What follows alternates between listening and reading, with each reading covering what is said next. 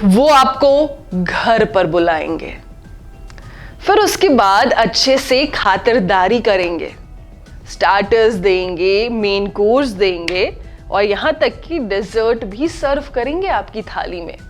आपको अच्छे से विदा भी कर देंगे, आपके बारे में बहुत कुछ जानेंगे और वो उनके कैमरे में रिकॉर्ड हो रहा होगा। उसके बाद वो आपको कॉल करेंगे जब आप उनके घर से निकल जाओगे और बोलेंगे मुझे 5 करोड़ रुपए चाहिए, अगर तुम मेरे अकाउंट में नहीं डालोगे तो तुम्हारे सारे राज मैं पब्लिक कर दूंगा और तुम्हें हवालात में जाना होगा। अगर तुम पैसा नहीं दोगे तो मैं तुम्हारा जान ले लूंगा।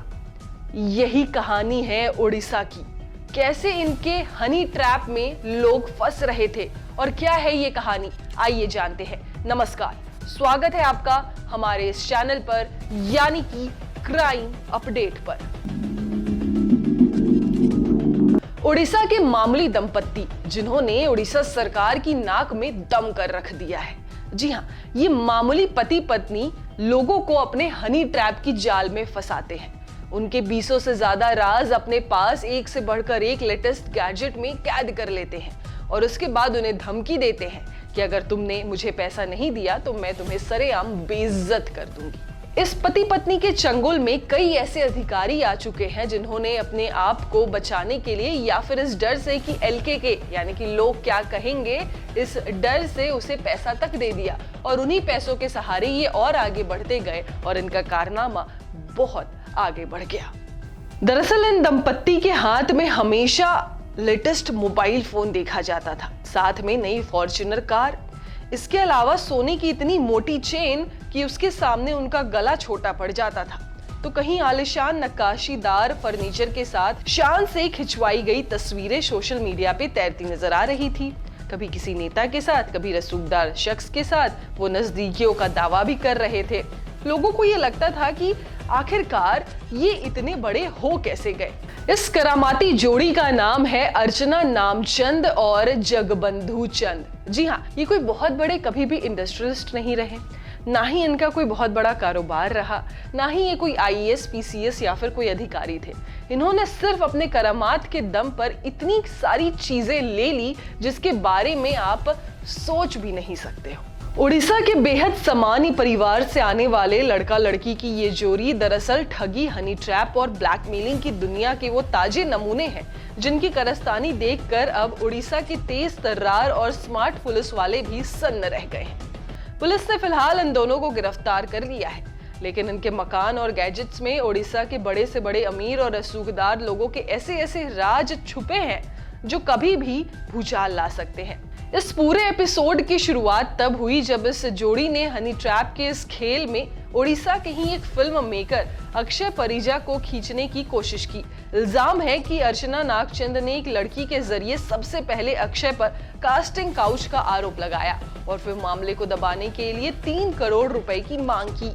लेकिन फिल्म मेकर अक्षय ने दबने या घबराने की जगह उल्टा भुवनेश्वर के नयापल्ली थाने में केस दर्ज करवा दिया। अक्षय ने बताया कि अर्चना नागचंद ने एक वकील के तौर पर उससे मुलाकात की और बताया कि उसकी एक क्लाइंट की मेरे साथ कुछ आपत्तिजनक वीडियोस है। अगर मैं खुद को इस केस से बचाना चाहता हूँ, मुझे 3 करोड़ रुपए देने होंगे, वरना वो लड़की मेरे टुकड़े टुकड़े कर जान से मरवा देगी। लेकिन कहते हैं ना कि अगर आपका पाप का घड़ा भर जाए तो ऊपर वाला किसी न किसी रास्ते से आपको सबक जरूर सिखा देता है।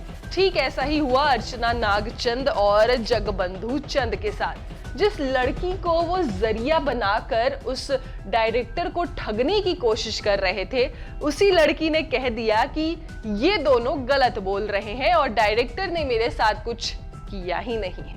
तो ये बात पुलिस के लिए भी उल्टा पड़ गया, क्योंकि लड़की ही जब पीछे हट गई तो पुलिस वालों के ऊपर प्रेशर था कि इन दोनों को वो जल्द से जल्द हिरासत मिले। दरअसल बहुत बार ऐसा भी हुआ कि बहुत लोगों ने केस दर्ज करवाई, लेकिन उड़ीसा पुलिस बार बार इन केसों को ठंडे बस्ते में डाल दे रही थी। हो सकता है कि ये दोनों पुलिस को अच्छा खासा रिश्वत देते हो और पुलिस उसके बाद चुप बैठ जाती हो। दरअसल ये दोनों पति पत्नी बहुत खतरनाक खेल खेलते थे। जी हाँ, उसका पति खुद को जहां राजनीतिक सलाहकार बताता था, वहीं उसकी बीवी यानी कि अर्चना खुद को वकील बताती थी और इस बात पर लोगों को लूटा जाता था।